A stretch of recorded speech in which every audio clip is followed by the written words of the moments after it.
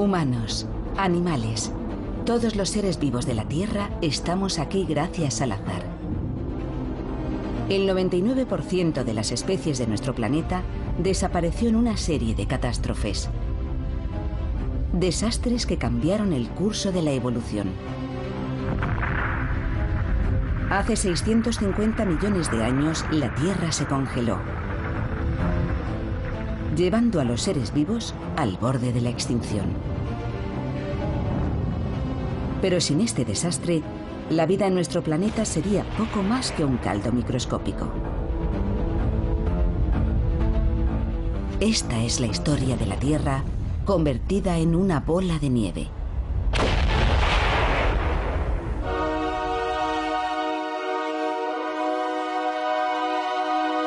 Catástrofe. La bola de nieve.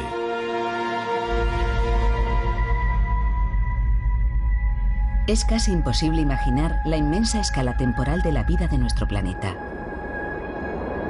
Así que vamos a comprimir toda su historia en un solo día.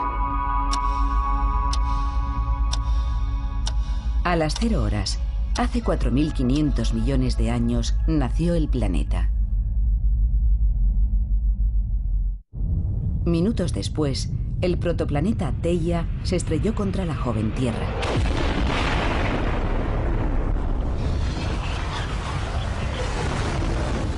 Y dio origen a la Luna.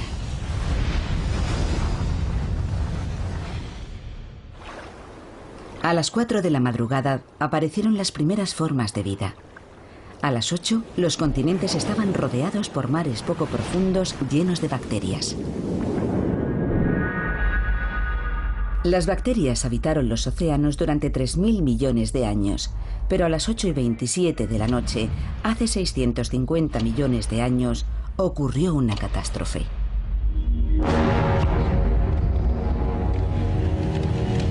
El planeta se congeló.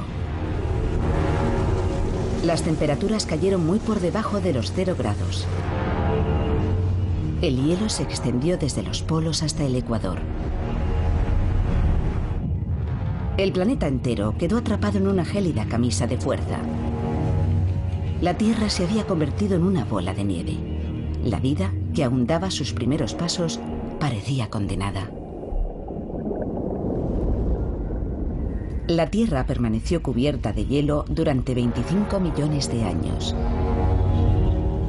Algunos microorganismos sobrevivieron y dieron el mayor salto evolutivo de la historia del planeta. La catástrofe, que estuvo a punto de eliminar todo rastro de vida, dio un gigantesco impulso a la evolución, creando la vida que hoy conocemos y a nosotros mismos. Pero ¿cómo ocurrió exactamente y cómo hemos podido descubrirlo? Las antiguas capas de hielo hace mucho que desaparecieron, pero el rastro que dejaron tras de sí nos ha permitido descubrir valiosos detalles sobre aquella catastrófica glaciación.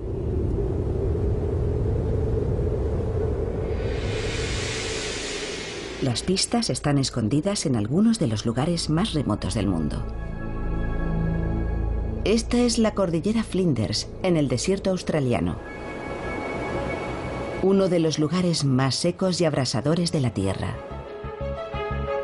Por eso es sorprendente que sea aquí donde el geólogo Jim Gaylin esté buscando restos del periodo más frío de la historia. La zona es tan extensa que la mejor forma de explorarla es desde el aire. Hay una dramática historia escrita en estos estratos rocosos. Solo hay que saber leerla.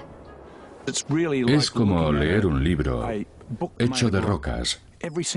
Cada estrato tiene escrito un secreto. Son como hojas de un libro de historia. Parece haber una formación rocosa interesante en el lecho reseco de un antiguo río.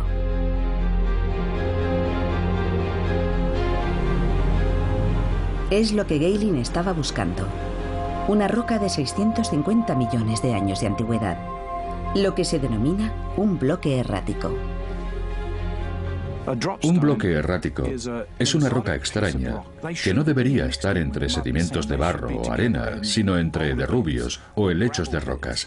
Pero aquí está. Puede parecer una simple piedra, pero su presencia demuestra que este ardiente desierto estuvo cubierto de hielo. Esta roca no debería estar aquí, en un entorno compuesto de barro, arena y grava. En condiciones normales sería imposible. Algo transportó este bloque errático hasta aquí durante miles de kilómetros. Y solo hay una fuerza que pueda trasladar rocas como esta a grandes distancias: el hielo.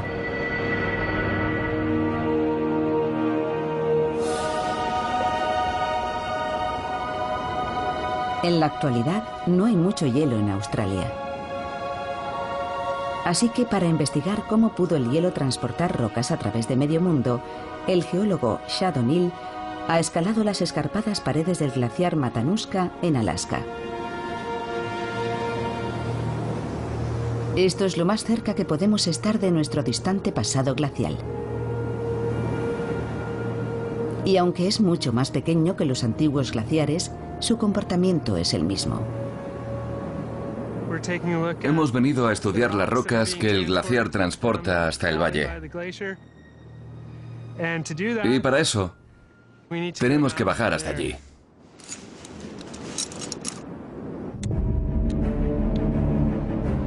Los glaciares son excavadoras naturales. Destruyen todo lo que encuentran a su paso. Arrancan rocas en lo alto de las montañas y las empujan hasta los valles. Pueden transportar rocas del tamaño de un autobús durante muchos kilómetros. Los más largos tienen cientos, incluso miles de kilómetros, de modo que pueden trasladar piedras enormes a grandes distancias. Cuando el hielo se funde, deposita su cargamento en la base del glaciar. Este tiene cientos de metros de espesor y puede transportar miles de toneladas de rocas. Ha arrastrado todo esto desde las montañas. Cuando se deshiela, el paisaje que deja al descubierto parece arrasado por un equipo de excavadoras. Es el mismo proceso que transportó los bloques erráticos hasta la cordillera Flinders. Pero hay una importante diferencia. El glaciar Matanuska transporta las rocas unos 40 kilómetros. Los glaciares de hace 650 millones de años las transportaban miles de kilómetros. Aquí tenemos una roca que fue arrancada por el glaciar, transportada hasta el valle y depositada aquí. Es muy similar a las encontradas en Australia, donde había glaciares en el pasado. Los bloques erráticos de la cordillera Flinders demuestran que Australia estuvo cubierta de hielo, pero no prueban que todo el planeta estuviera congelado. Los continentes no han estado siempre donde están ahora. La superficie de la Tierra está en constante movimiento y no deja de empujar los continentes por todo el planeta. Pero ¿dónde estaban hace 650 millones de años? ¿Y dónde estaba Australia?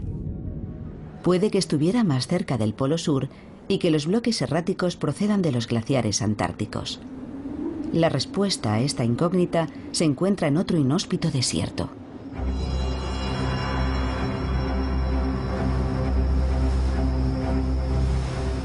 El Valle de la Muerte, en el suroeste de Estados Unidos. El geólogo Joe Kirsvink, el creador del concepto de la bola de nieve terráquea, lleva 2 décadas reuniendo pruebas. Aquí hay rocas fundamentales para entender la historia de la Tierra. Son como un tesoro escondido.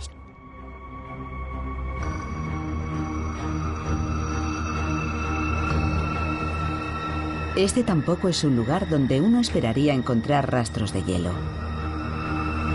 Pero dispersos entre los sedimentos de un antiguo lecho marino, hay más bloques erráticos. Cada vez que vengo veo cosas nuevas. Hay grandes bloques erráticos, como ese de ahí. Todos proceden de las montañas. Este es uno de los mejores lugares del mundo para verlos. Los bloques descubiertos aquí por Kirsvink datan del mismo periodo que los hallados en Australia. Hace 650 millones de años, el Valle de la Muerte y el desierto australiano, dos de los lugares más calientes y secos del planeta, estaban cubiertos de hielo. Pero ¿dónde se encontraban realmente cuando tuvo lugar la gran glaciación? La respuesta está en las mismas rocas. Cada roca tiene una huella magnética única que permite determinar su punto de origen con gran exactitud. Para estudiar estas huellas, Kirschvink toma muestras del interior de las rocas en las que se encuentran los bloques erráticos. El campo magnético de la Tierra está formado por corrientes eléctricas que fluyen por su interior. Los patrones de ese campo nos permiten conocer la latitud en la que se formó la roca. Una vez determinada la latitud, los científicos pueden averiguar su lugar de procedencia. Cuando un glaciar depositó aquí estos bloques, el Valle de la Muerte estaba en el trópico. Pero la historia que cuentan las rocas del desierto australiano es aún más asombrosa. Un equipo que estudió esas rocas descubrió que su magnetismo era muy estable y pensaron, un momento, esto puede ser muy importante.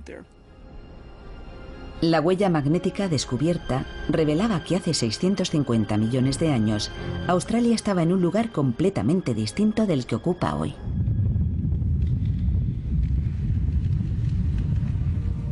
Cuando el planeta fue cubierto por la gran glaciación, Australia estaba cerca del Ecuador.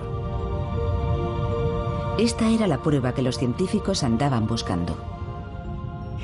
Fue maravilloso. Era la primera vez que conseguíamos demostrar que hubo glaciares en el Ecuador.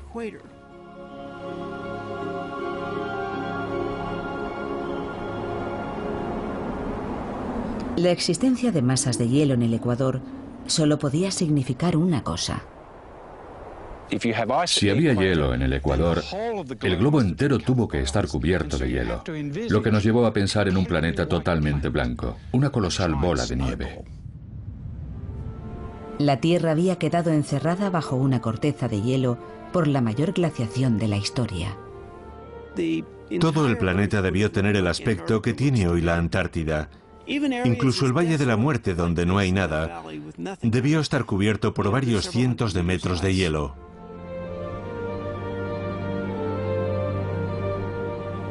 ¿Pero qué fue entonces de los organismos unicelulares atrapados bajo la densa capa de hielo y de nieve? Su futuro no parecía muy prometedor. Aquella fue la mayor glaciación de la historia de este planeta. Sus océanos no solo estaban cubiertos de hielo cerca de los polos. El hielo se había extendido por todas partes. Prácticamente había aislado a todos los seres vivos. Hace 650 millones de años, la Tierra comenzó a helarse. La vida parecía destinada a la extinción total. De alguna forma, algo había condenado a todo el planeta a una catastrófica congelación extrema. La cuestión es ¿qué? Son las 8:27 de la tarde en el reloj de la historia de la Tierra. Hace 650 millones de años, el planeta se enfrentaba a una catástrofe. Una profunda congelación global. ¿Pero qué la había provocado? Esta no era la primera glaciación que sufría el planeta, y tampoco sería la última. Sucede aproximadamente una vez cada 100.000 años. Los glaciares se expanden y transforman la Tierra, pero normalmente se detienen antes de llegar al Ecuador. Pero hace 650 millones de años se incumplió esa regla. Las glaciaciones, en su mayor parte, son consecuencia de cambios en nuestra órbita alrededor del Sol. Cuanto más se aleja la Tierra, más bajan las temperaturas. Pero factores como la órbita y la rotación no bastan para explicar que los hielos llegasen a cubrir el Ecuador. Tuvo que ocurrir algo más.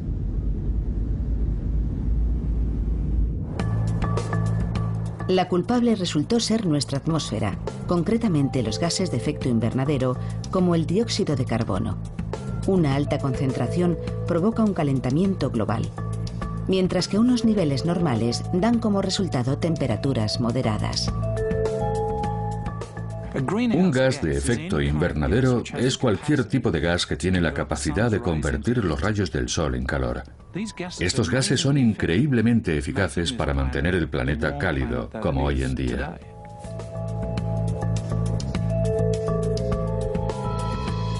Pero es un equilibrio muy delicado. Si los niveles de CO2 suben o bajan demasiado, el clima entra en una espiral caótica.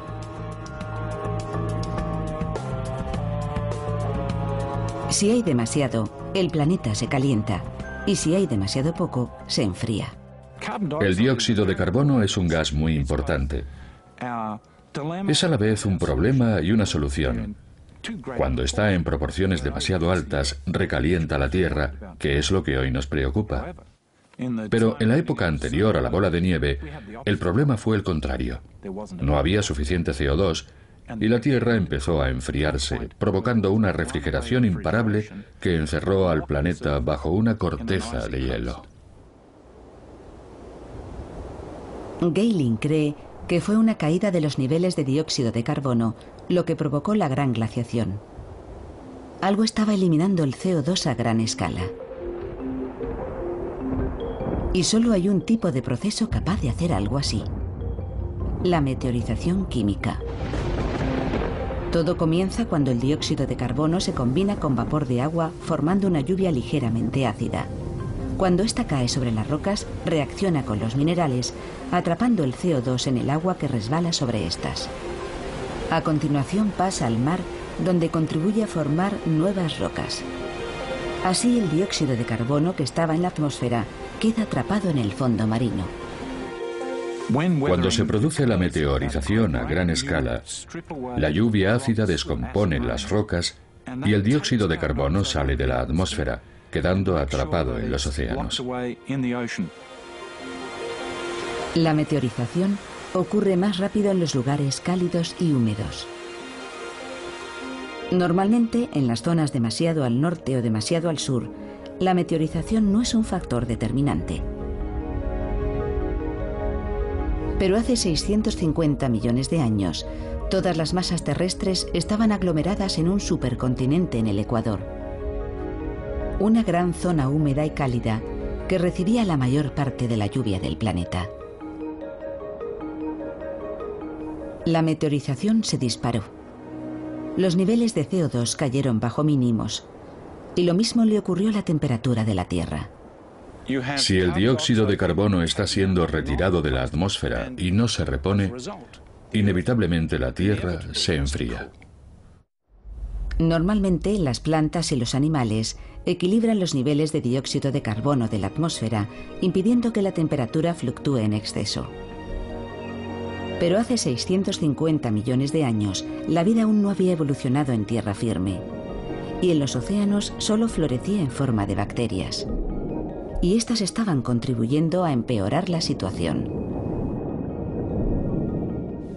Hace 650 millones de años, este era un mundo de cianobacterias que vivían formando una capa cenagosa en el lecho marino. Las cianobacterias ya estaban en este planeta 3.000 millones de años antes de crearse la bola de nieve. Y en aquel momento fueron especialmente importantes. Las cianobacterias absorbieron dióxido de carbono de los océanos y lo fijaron en formaciones calizas llamadas estromatolitos. Parte de este antiguo dióxido de carbono sigue atrapada en rocas fosilizadas como estas del sur de Australia. Cuando Jim Gehling vierte sobre ellas un ácido suave, el dióxido de carbono que lleva encerrado cientos de millones de años se libera. Esa efervescencia, en forma de burbujas blancas, es el dióxido de carbono que estaba atrapado en los estromatolitos y que vuelve a la atmósfera. En lugar de estabilizar los niveles de CO2, las cianobacterias los hicieron descender aún más. lo que unido a los efectos de la meteorización química provocó que las temperaturas se desplomaran. Incluso entonces, el planeta podría haber evitado la congelación total. Pero una catastrófica reacción en cadena lo llevó a un punto sin retorno.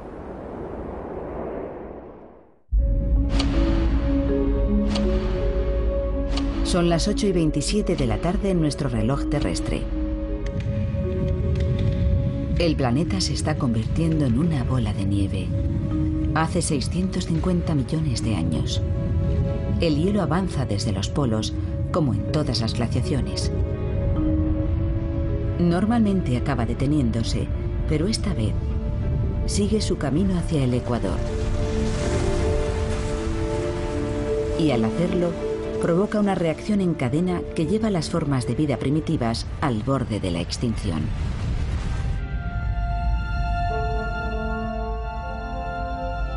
La Tierra está cubierta por tierra firme, hielo y mar abierto.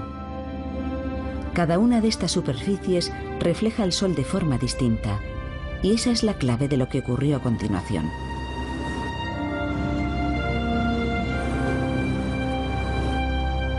Estamos en el Ártico.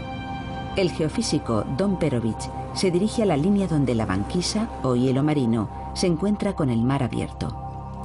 Esta zona, conocida como borde frontal, es uno de los mejores lugares para estudiar por qué la Tierra cayó en una catastrófica congelación total. Este es el lugar donde el hielo se encuentra con el océano abierto. Pero es mucho más que eso. En el borde es donde hay agua, donde hay luz, y por tanto es donde hay vida. Aquí vemos ballenas, focas y aves en el cielo. Es una zona increíble. Aquí Perovich puede comparar el albedo, o reflectividad terrestre, de dos superficies muy distintas: el hielo marino y el océano abierto. Este sensor mide la luz del Sol que incide sobre la nieve y la cantidad que ésta refleja. El hielo marino es la superficie más reflectante del planeta. Refleja un 85% de la luz que recibe. Si nos alejáramos del borde unos 100 metros, el albedo sería de menos del 10%. Lo más interesante de todo esto es que el hielo cubierto de nieve tiene el albedo más alto de todas las superficies naturales de la Tierra, y el mar abierto el más bajo. Así que aquí mismo tenemos al mejor reflector natural y al peor reflector natural. El mar abierto devuelve muy poca luz al espacio. Absorbe la energía del Sol y mantiene el planeta templado. Pero al parecer, hace 650 millones de años ocurrió justo lo contrario. El mejor reflector de la Tierra, el hielo marino, fue sustituyendo al peor reflector, el agua del mar. El hielo siguió cubriendo los océanos, incapaces de absorber más calor, y la Tierra siguió enfriándose. Las nuevas placas de hielo reflejaron aún más la luz del Sol, lo que provocó un nuevo enfriamiento y más hielo. Se había alcanzado el punto sin retorno. Al formarse más hielo, el peor reflector fue sustituido por el mejor reflector. Todo se enfrió más y se hizo más hielo, con lo que se enfrió todavía más y se formó aún más hielo. Una congelación galopante que acabó convirtiendo el planeta en una bola de nieve. Nadie había contemplado esta idea hasta hace pocas décadas. Pero los científicos comenzaron a pensar en ella mientras estudiaban un tipo de desastre muy diferente.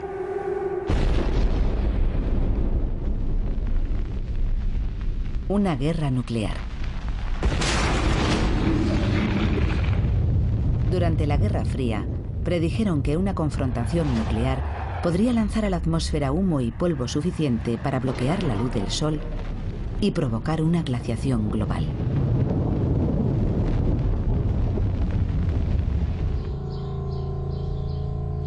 El climatólogo ruso Mikhail Budiko estaba investigando este posible escenario cuando hizo un descubrimiento escalofriante. Calculó que si la banquisa alcanzaba el paralelo 30 norte, a la altura de Nueva Orleans, la cantidad de energía solar reflejada empujaría la Tierra a un punto de inflexión. En un sistema climático como el de la Tierra, con tantas variables, existen los llamados puntos de inflexión. Es como si estás en una barca que se balancea. No pasa nada hasta que se inclina demasiado y entonces vuelca. Budiko afirmaba que si el hielo avanzaba lo suficiente, superaría un punto de inflexión y cubriría toda la Tierra. Los cálculos de Budiko indicaban que si el hielo alcanzaba ese punto de inflexión, el planeta no podría absorber el calor suficiente para frenarlo. La Tierra quedaría encerrada en una coraza helada. Y al parecer, hace 650 millones de años, fue exactamente eso lo que ocurrió. En lugar del mundo que tenemos hoy, debió ser algo similar a esto. Una gran extensión blanca de infinitos bloques de hielo totalmente cubierta de nieve. Es difícil imaginar el alcance del desastre que debió suponer la gran glaciación. Las dos masas de hielo se encontraron finalmente y cerraron sus heladas mandíbulas en el Ecuador. Parecía que nada podría sobrevivir en este desierto helado. Y sin embargo, la vida no solo superó el desastre, sino que floreció. Y dio el mayor salto evolutivo de nuestra historia.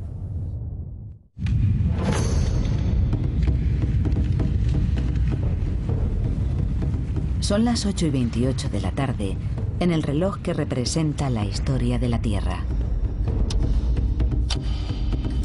Profundamente enterrada bajo el hielo, la única forma de vida que había en el planeta afrontaba un duro dilema: adaptarse o morir. Tras 3.000 millones de años de evolución, las bacterias se enfrentaban a la extinción. Pero ¿qué sería de la vida si se repitiera hoy una glaciación similar? ¿Podríamos sobrevivir en esas condiciones? Al extenderse el hielo, todas nuestras reservas de agua potable se congelarían. Los cultivos y el ganado desaparecerían. Y la industria se detendría por completo. Ni siquiera las plantas nucleares podrían mantenerse operativas el tiempo suficiente. Muchos expertos piensan que la humanidad superaría una glaciación breve. Pero las probabilidades de sobrevivir a una glaciación total son prácticamente nulas. Si los humanos llegáramos a experimentar una glaciación total, no tendríamos forma de mantener el control. No habría medios para detenerla. Sería más fácil sobrevivir en Marte que en la Tierra durante una glaciación total. La densa capa de hielo que cubriría el planeta se convertiría en nuestra lápida. Hace 650 millones de años, la única forma de vida que se enfrentaba a la extinción eran las bacterias, e incluso su supervivencia parecía improbable. Pero aquí estamos. Es evidente que sobrevivieron. La cuestión es: ¿cómo?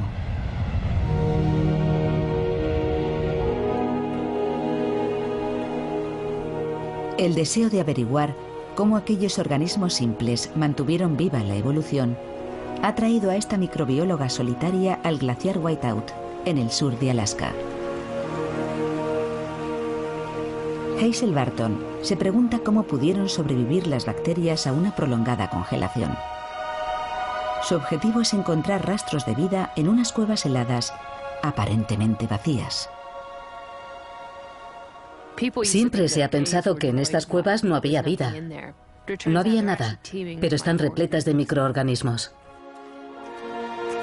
Barton busca microbios vivos en esta cueva de hielo para comprender cómo sus antepasados sobrevivieron al mayor de los desastres climáticos hace millones de años.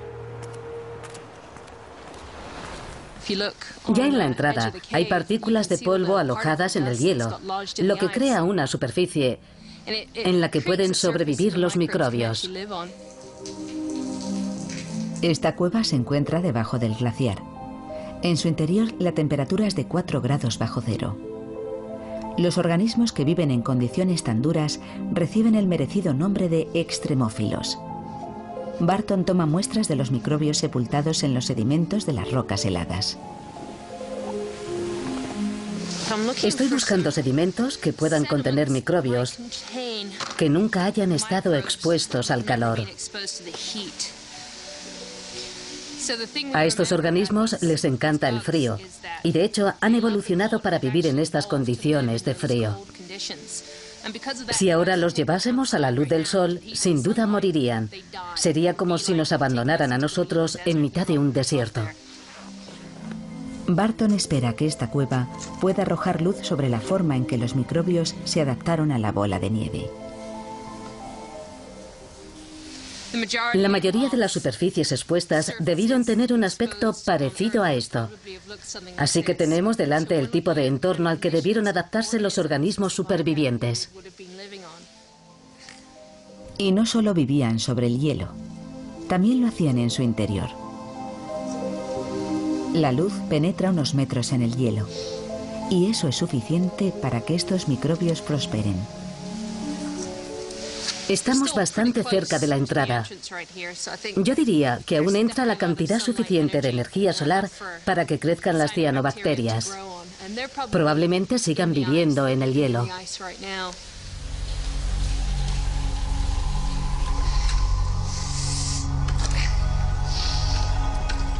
Cuanto más se adentra en la cueva, mayores son la oscuridad y el frío. Pero incluso aquí sigue habiendo vida. Esto parece una comunidad de cianobacterias. Son increíblemente resistentes y muy capaces de sobrevivir en las condiciones más duras que uno pueda imaginar. Durante la gran glaciación, el hielo llegó a tener miles de metros de espesor. Barton ha encontrado condiciones similares a cientos de metros de la entrada. Aquí apenas hay luz. Pero incluso en esta penumbra helada encuentra colonias florecientes de microbios.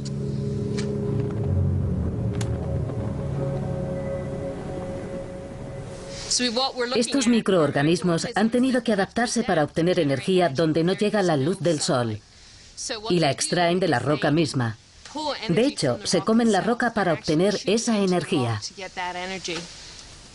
Cuando salga al exterior, Hazel examinará las muestras con su microscopio de campo.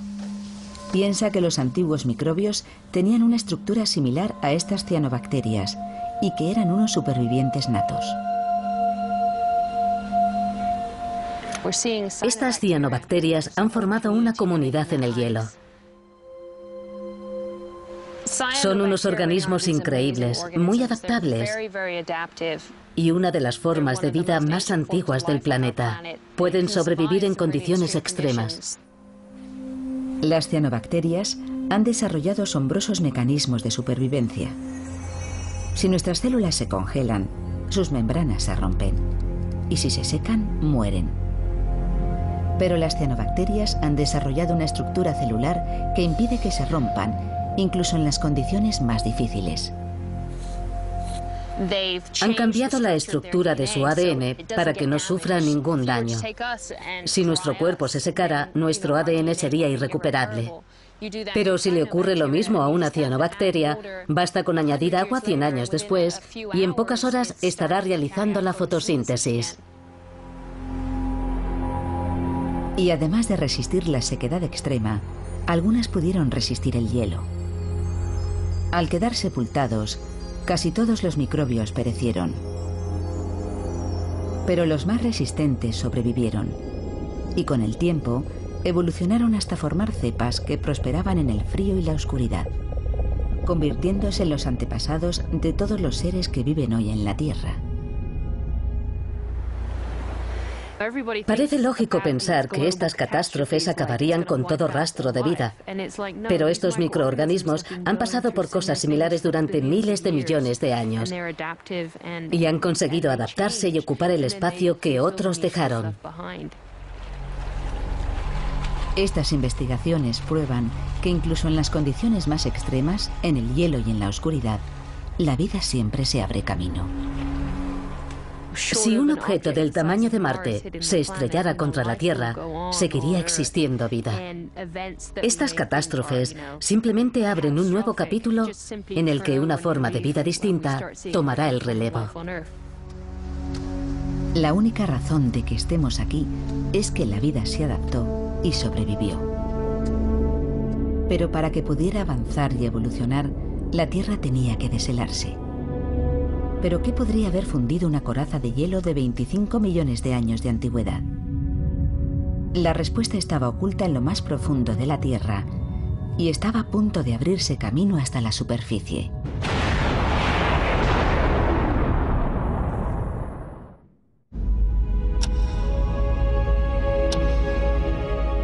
Son las 8:35 de la tarde en nuestro reloj de la historia. El planeta ha permanecido cubierto de hielo casi 25 millones de años. Pero a las 8:37 ocurre algo asombroso. La superficie helada empieza a fragmentarse. Algo está calentando la Tierra, pero no es el Sol. La causa del deshielo había permanecido en el interior del planeta, profundamente enterrada.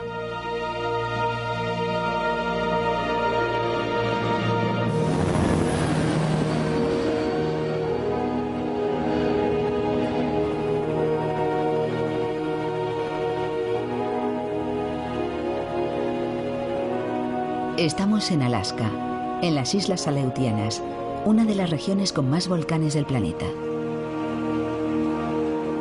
El monte Augustine es un volcán activo desde hace más de 40.000 años. El vulcanólogo John Power está investigando las misteriosas causas de la descongelación global. Y los volcanes son lo único que hay en la Tierra, lo bastante caliente y poderoso para deshelar un mundo congelado.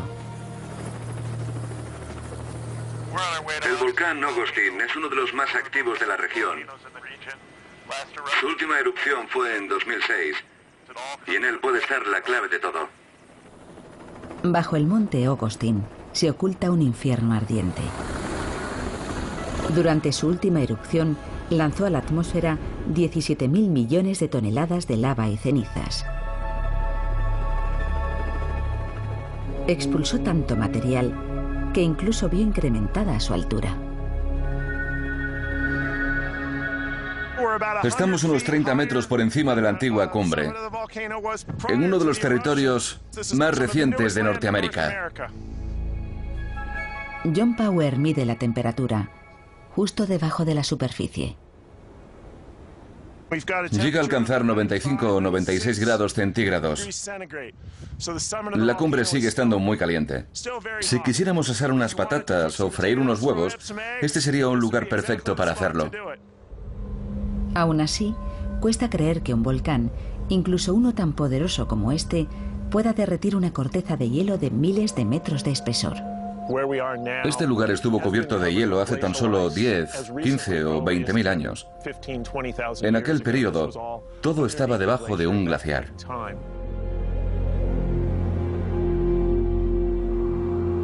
Cuando Power examinó las rocas volcánicas, descubrió pruebas de que hace 24.000 años una erupción atravesó la masa de hielo.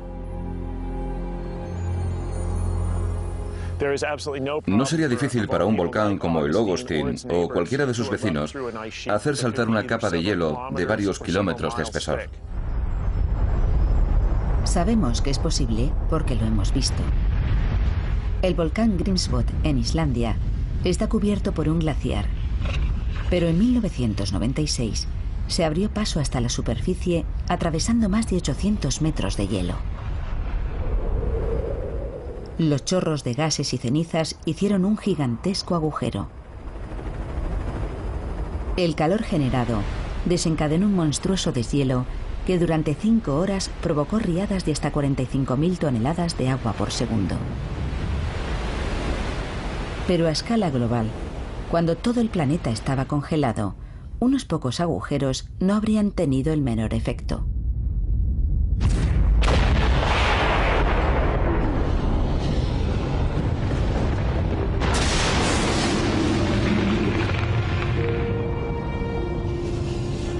Pero los volcanes guardaban en su arsenal otra formidable arma.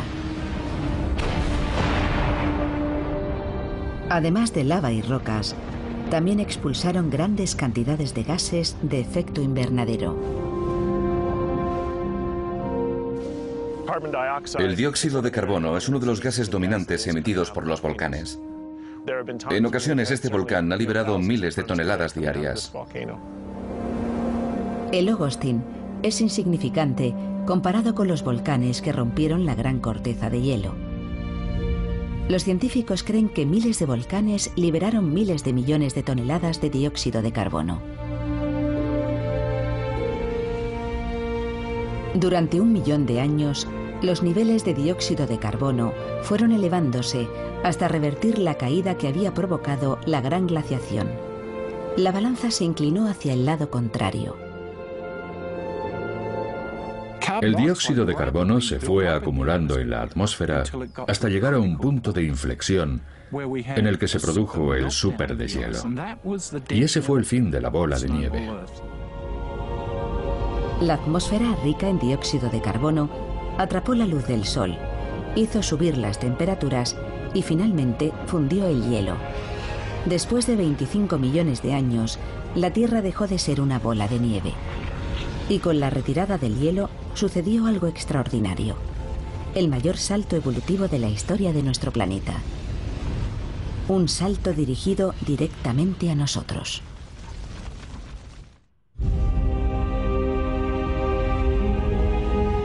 Los volcanes habían liberado a la Tierra de una profunda glaciación global. Sus erupciones expulsaron miles de billones de toneladas de dióxido de carbono a la atmósfera. El CO2 capturó el calor del Sol, calentó el planeta y fundió el hielo. La Tierra, por fin, había dejado de ser una bola de nieve. En los océanos, algunos organismos unicelulares habían sobrevivido a la prolongada congelación. Y ahora iban a ser la llave de un cambio extraordinario. 3 millones de años después del fin de la glaciación, el nuevo clima templado desencadenó una explosión evolutiva espectacular. Las bacterias unicelulares evolucionaron dando origen a seres multicelulares. Fueron los primeros organismos complejos y los antepasados de todos los animales, incluidos nosotros.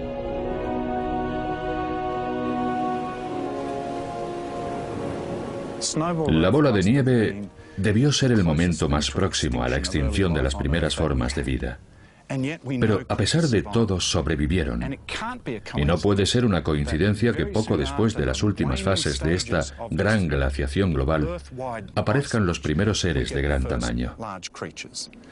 Todo parece indicar que estas catástrofes medioambientales impulsaron las formas de vida que podían evolucionar hacia la creación de organismos multicelulares. La bola de nieve, lejos de ser una catástrofe para la vida, desencadenó una revolución, y la clave fue el oxígeno. Antes de la gran glaciación, el nivel de oxígeno era tan solo de un 1%, demasiado poco para mantener organismos complejos. Pero después del deshielo se disparó hasta un 21%. Este aumento pudo ser el resultado de cambios químicos durante la edad de hielo.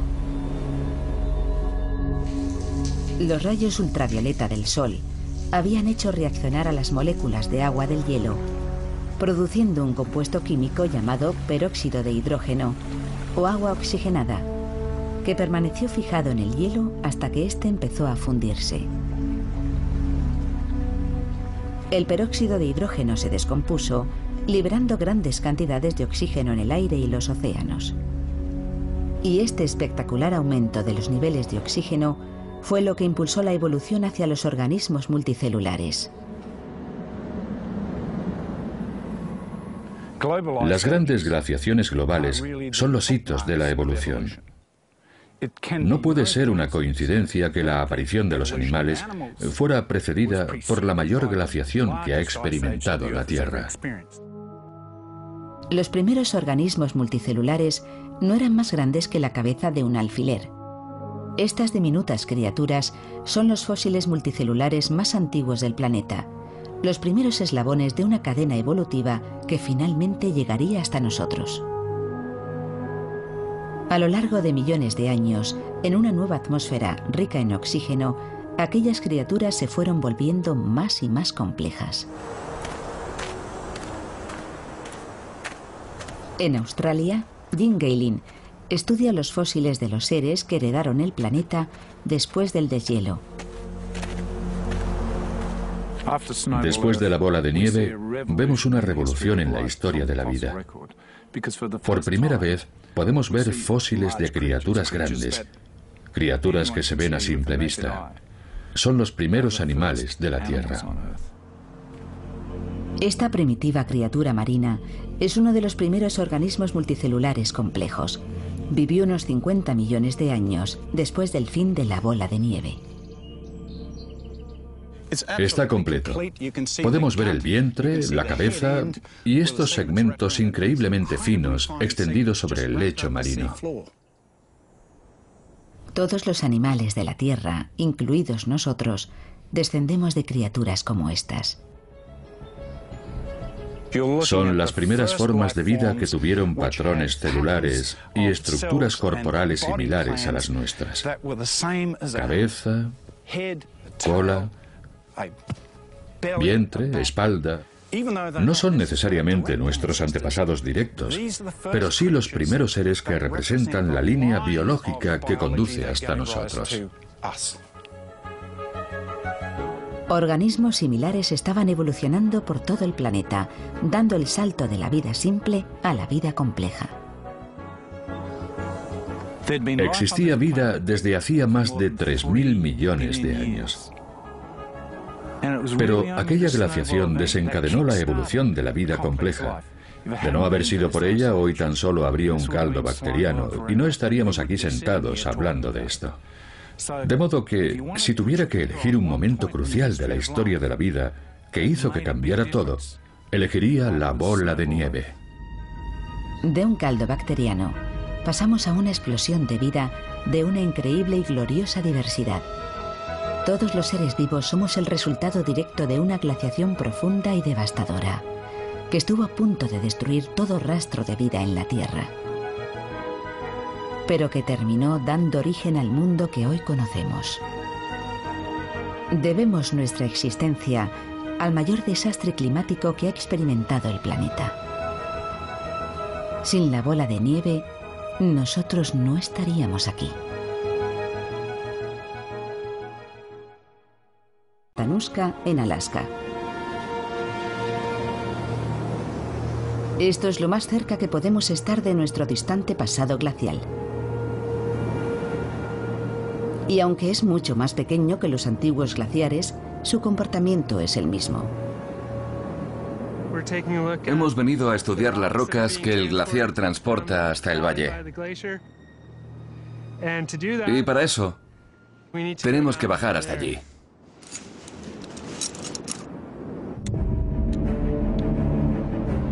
Los glaciares son excavadoras naturales. Destruyen todo lo que encuentran a su paso.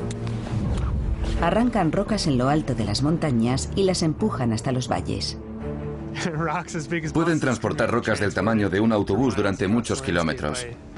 Los más largos tienen cientos, incluso miles de kilómetros, de modo que pueden trasladar piedras enormes a grandes distancias. Cuando el hielo se funde, deposita su cargamento en la base del glaciar. Este tiene cientos de metros de espesor y puede transportar miles de toneladas de rocas. Ha arrastrado todo esto desde las montañas. Cuando se deshiela, el paisaje que deja al descubierto parece arrasado por un equipo de excavadoras. Es el mismo proceso que transportó los bloques erráticos hasta la cordillera Flinders. Pero hay una importante diferencia.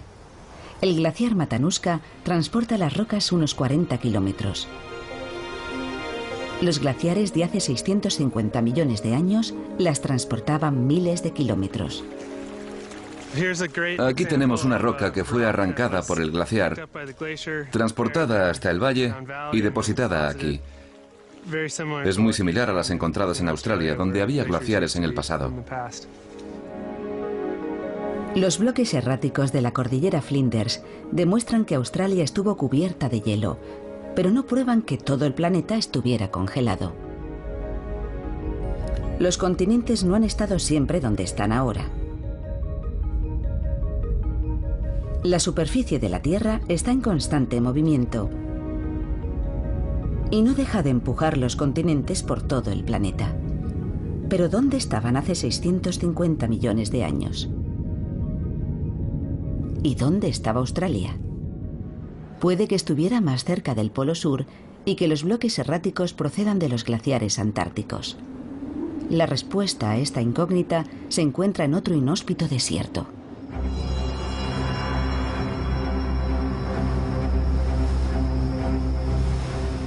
El Valle de la Muerte, en el suroeste de Estados Unidos. El geólogo Joe Kirsing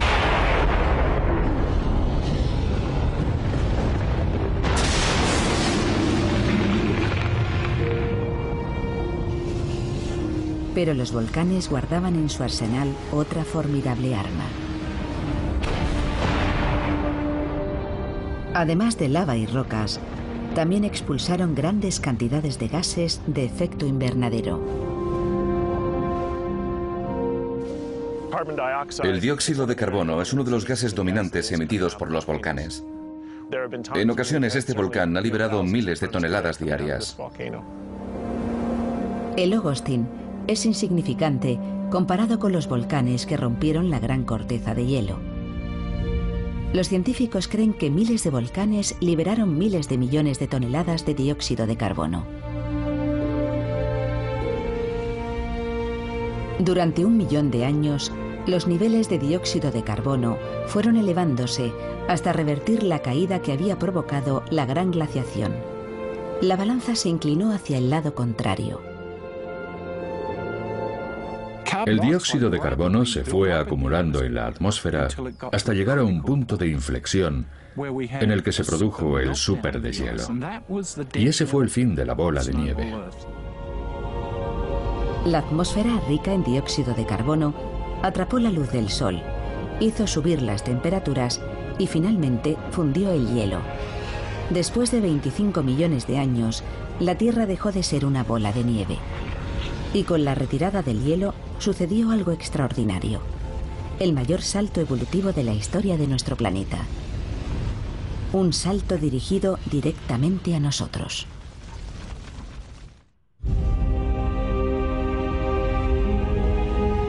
Los volcanes habían liberado a la Tierra de una profunda glaciación global. Sus erupciones expulsaron miles de billones de toneladas de dióxido de carbono a la atmósfera. El CO2 capturó el calor del Sol, calentó el planeta y fundió el hielo. La Tierra, por fin, había dejado de ser una bola de nieve. En los océanos, algunos organismos unicelulares habían sobrevivido a la prolongada congelación. Y ahora iban a ser la llave de un cambio extraordinario. 3 millones de años después del fin de la glaciación, el nuevo clima templado desencadenó una explosión evolutiva espectacular. Las bacterias unicelulares evolucionaron dando origen a seres multicelulares. Fueron los primeros organismos complejos y los antepasados. Todo se enfrió más y se hizo más hielo, con lo que se enfrió todavía más y se formó aún más hielo. Una congelación galopante que acabó convirtiendo el planeta en una bola de nieve.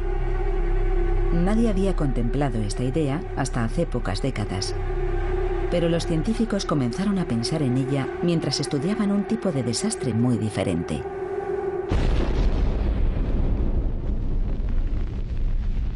Una guerra nuclear. Durante la Guerra Fría, predijeron que una confrontación nuclear podría lanzar a la atmósfera humo y polvo suficiente para bloquear la luz del Sol y provocar una glaciación global.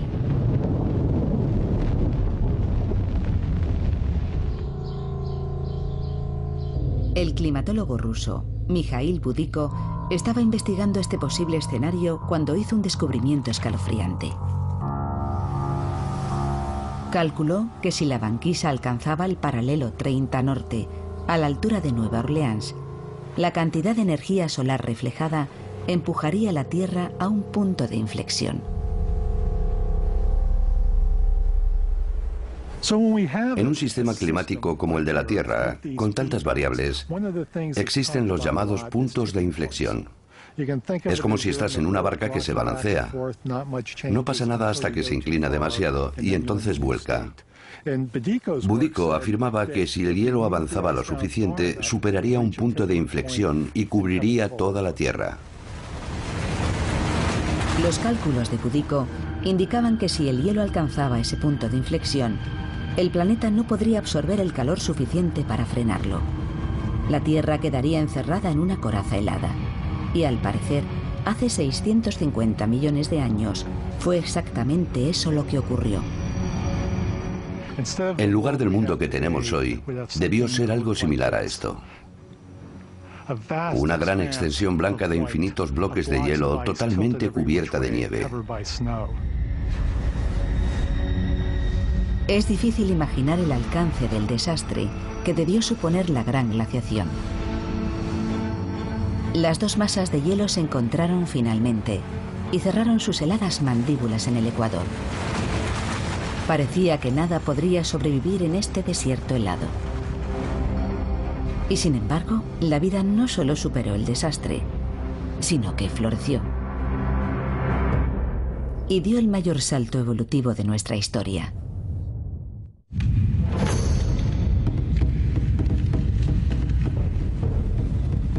Son las 8:28 de la tarde, en el reloj que representa la...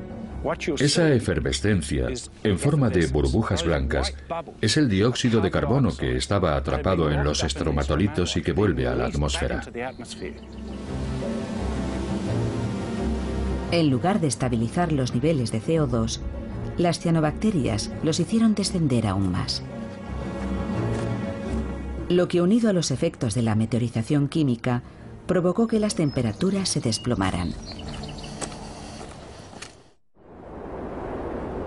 Incluso entonces, el planeta podría haber evitado la congelación total.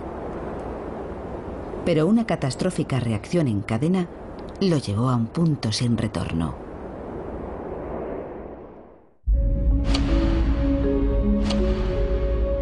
Son las 8:27 de la tarde en nuestro reloj terrestre. El planeta se está convirtiendo en una bola de nieve. Hace 650 millones de años. El hielo avanza desde los polos, como en todas las glaciaciones. Normalmente acaba deteniéndose, pero esta vez sigue su camino hacia el Ecuador.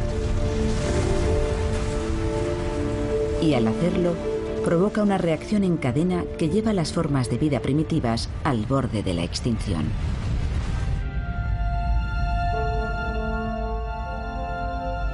La Tierra está cubierta por tierra firme, hielo y mar abierto. Cada una de estas superficies refleja el Sol de forma distinta, y esa es la clave de lo que ocurrió a continuación.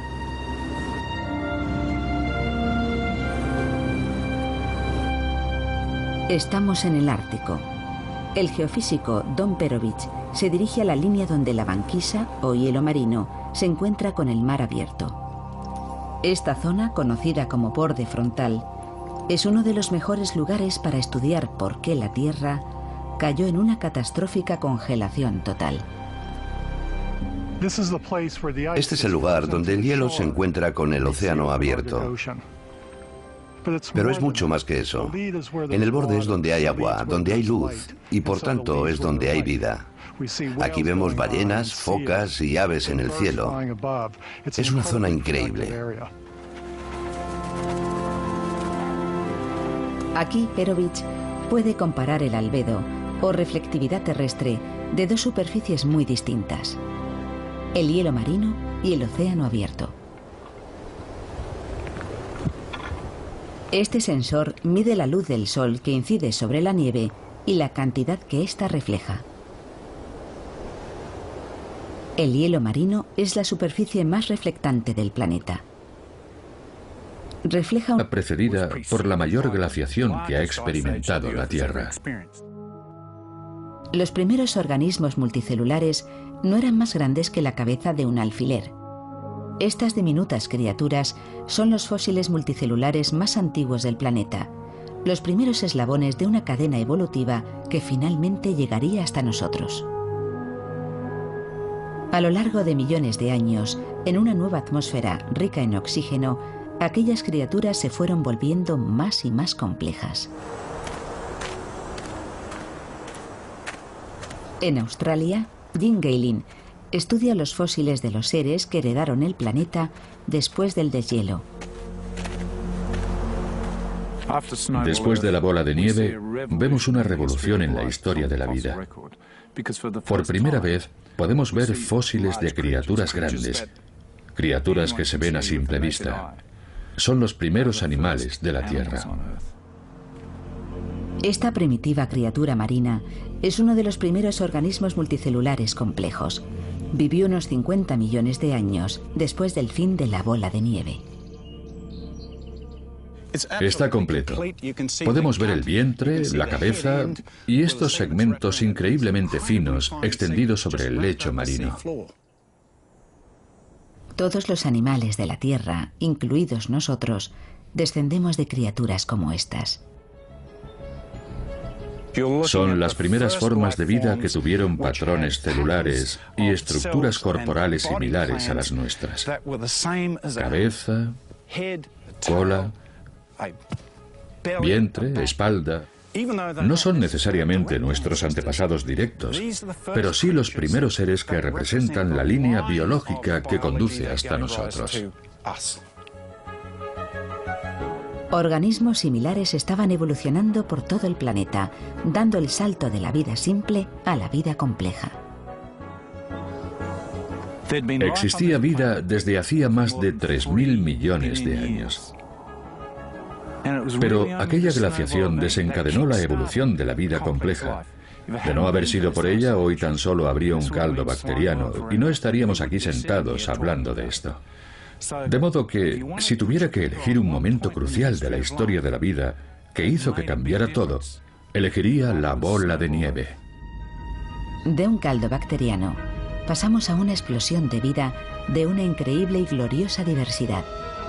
Todos los seres vivos somos el resultado directo de una glaciación profunda y devastadora, que estuvo a punto de destruir todo rastro de vida en la Tierra, pero que terminó dando origen al mundo que hoy conocemos.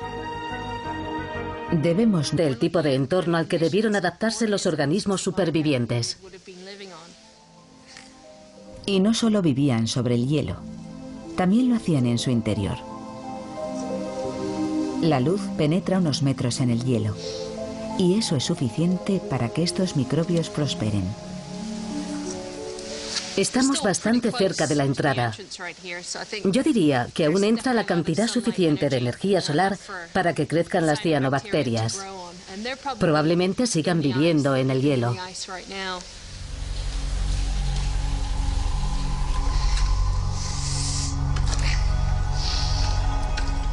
Cuanto más se adentra en la cueva, mayores son la oscuridad y el frío. Pero incluso aquí sigue habiendo vida. Esto parece una comunidad de cianobacterias. Son increíblemente resistentes y muy capaces de sobrevivir en las condiciones más duras que uno pueda imaginar. Durante la gran glaciación, el hielo llegó a tener miles de metros de espesor. Barton ha encontrado condiciones similares a cientos de metros de la entrada. Aquí apenas hay luz, pero incluso en esta penumbra helada encuentra colonias florecientes de microbios.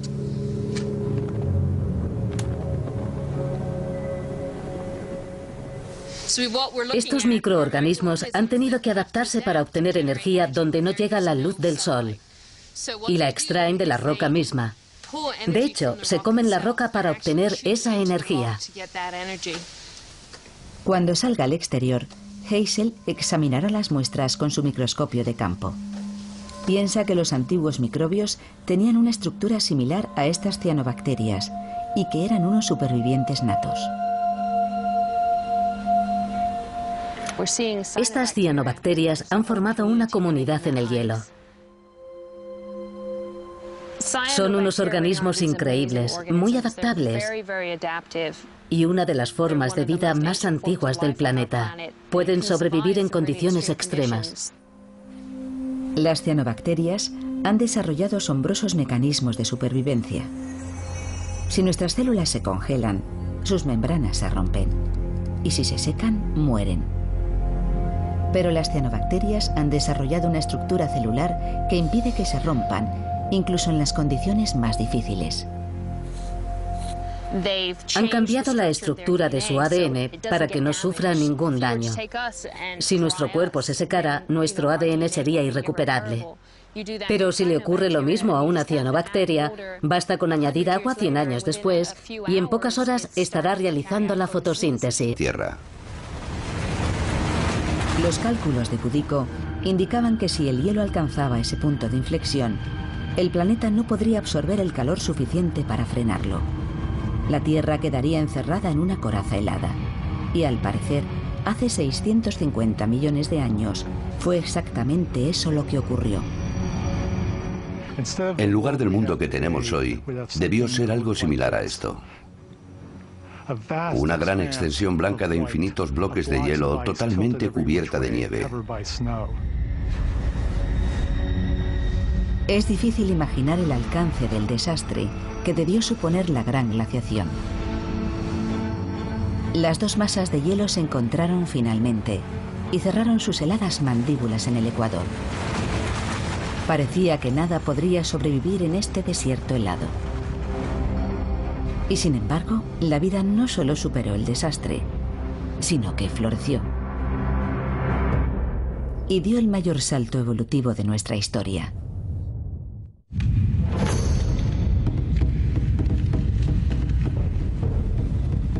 Son las 8:28 de la tarde, en el reloj que representa la historia de la Tierra. Profundamente enterrada bajo el hielo, la única forma de vida que había en el planeta afrontaba un duro dilema: adaptarse o morir. Tras 3.000 millones de años de evolución, las bacterias se enfrentaban a la extinción. Pero ¿qué sería de la vida si se repitiera hoy una glaciación similar? ¿Podríamos sobrevivir en esas condiciones? Al extenderse el hielo, todas nuestras reservas de agua potable se congelarían. Los cultivos y el ganado desaparecerían. Y la industria se detendría por completo. Ni siquiera las plantas nucleares podrían mantenerse operativas el tiempo suficiente. Muchos expertos piensan que la humanidad superaría una glaciación breve. Pero las probabilidades de sobrevivir a una glaciación total son prácticamente nulas. Si los humanos llegáramos a experimentar una glaciación total, no tendríamos forma de mantener el control. No habría medios para detenerla. Sería más fácil sobrevivir en Marte que en la Tierra durante una glaciación total. La densa capa de hielo que cubriría el planeta se convertiría en nuestra lápida. Hace 650 millones de años, la única forma de vida que se enfrentaba a la extinción eran las bacterias, e incluso su supervivencia parecía improbable. Roca misma. De hecho, se comen la roca para obtener esa energía. Cuando salga al exterior, Hazel examinará las muestras con su microscopio de campo. Piensa que los antiguos microbios tenían una estructura similar a estas cianobacterias y que eran unos supervivientes natos. Estas cianobacterias han formado una comunidad en el hielo. Son unos organismos increíbles, muy adaptables, y una de las formas de vida más antiguas del planeta. Pueden sobrevivir en condiciones extremas. Las cianobacterias han desarrollado asombrosos mecanismos de supervivencia. Si nuestras células se congelan, sus membranas se rompen, y si se secan, mueren. Pero las cianobacterias han desarrollado una estructura celular que impide que se rompan, incluso en las condiciones más difíciles. Han cambiado la estructura de su ADN para que no sufra ningún daño. Si nuestro cuerpo se secara, nuestro ADN sería irrecuperable.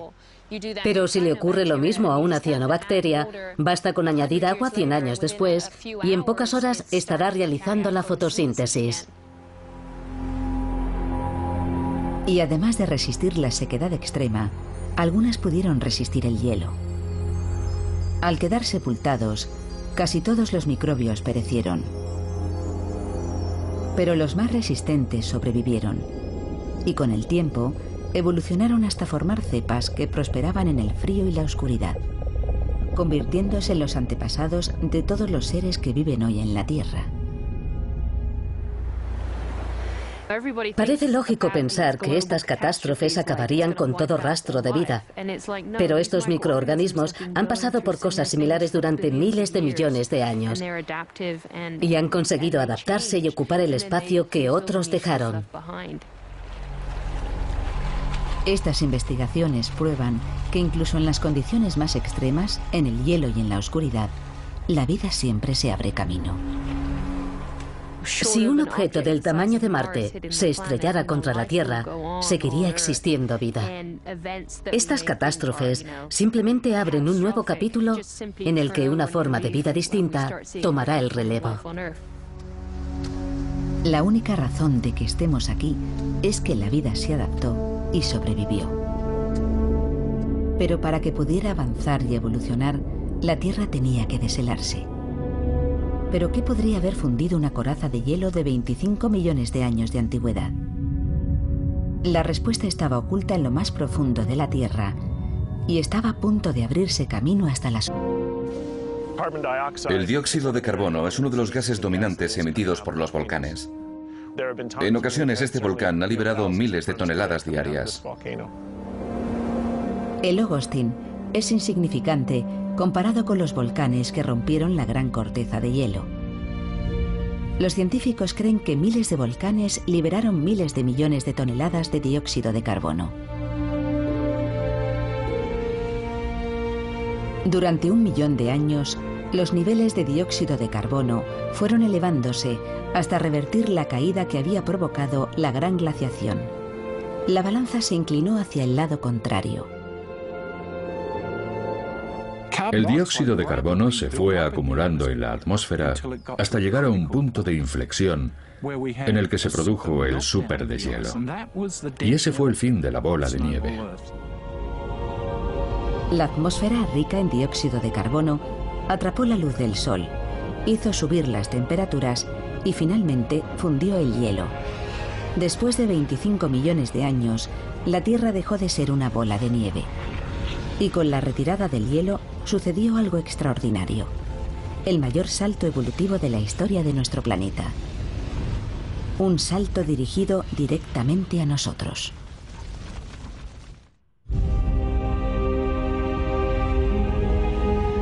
Los volcanes habían liberado a la Tierra de una profunda glaciación global. Sus erupciones expulsaron miles de billones de toneladas de dióxido de carbono a la atmósfera. El CO2 capturó el calor del Sol, calentó el planeta y fundió el hielo. La Tierra, por fin, había dejado de ser una bola de nieve. En los océanos, algunos organismos unicelulares habían sobrevivido a la prolongada congelación. Y ahora iban a ser la llave de un cambio extraordinario. 3 millones de años después del fin de la glaciación, el nuevo clima templado desencadenó una explosión evolutiva espectacular. Las bacterias unicelulares evolucionaron dando origen a seres multicelulares. Fueron los primeros organismos complejos y los antepasados de todos los animales, incluidos nosotros.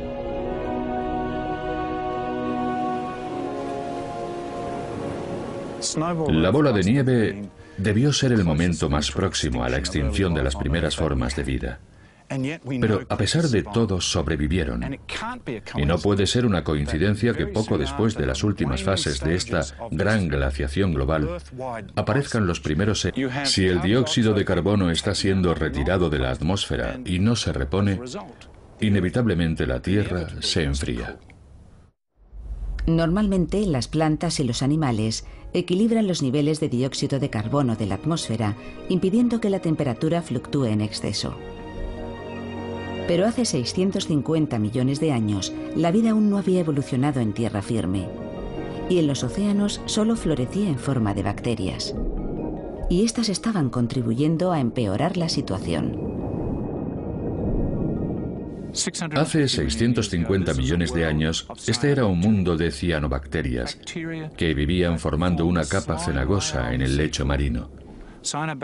Las cianobacterias ya estaban en este planeta 3.000 millones de años antes de crearse la bola de nieve. Y en aquel momento fueron especialmente importantes. Las cianobacterias absorbieron dióxido de carbono de los océanos y lo fijaron en formaciones calizas llamadas estromatolitos. Parte de este antiguo dióxido de carbono sigue atrapada en rocas fosilizadas como estas del sur de Australia. Cuando Jim Gehling vierte sobre ellas un ácido suave, el dióxido de carbono que lleva encerrado cientos de millones de años se libera. Esa efervescencia, en forma de burbujas blancas, es el dióxido de carbono que estaba atrapado en los estromatolitos y que vuelve a la atmósfera. En lugar de estabilizar los niveles de CO2, las cianobacterias los hicieron descender aún más. Lo que, unido a los efectos de la meteorización química, provocó que las temperaturas se desplomaran. Incluso entonces, el planeta podría haber evitado la congelación total. Pero una catastrófica reacción en cadena lo llevó a un punto sin retorno.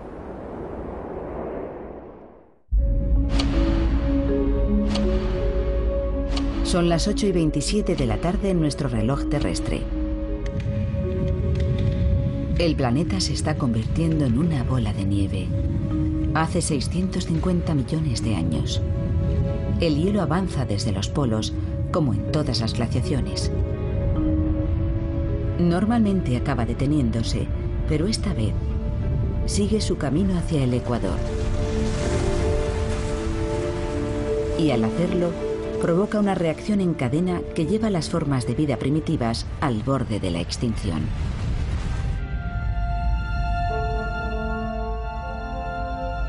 La Tierra está cubierta. Las cianobacterias los hicieron descender aún más. Lo que, unido a los efectos de la meteorización química, provocó que las temperaturas se desplomaran. Incluso entonces, el planeta podría haber evitado la congelación total. Pero una catastrófica reacción en cadena lo llevó a un punto sin retorno.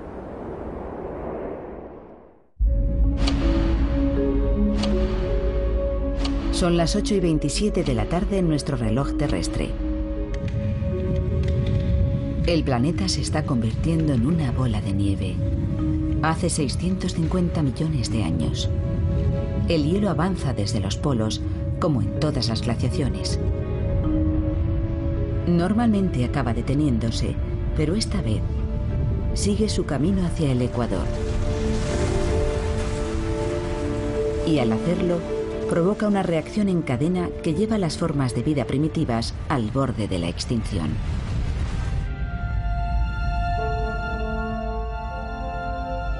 La Tierra está cubierta por tierra firme, hielo y mar abierto. Cada una de estas superficies refleja el Sol de forma distinta, y esa es la clave de lo que ocurrió a continuación.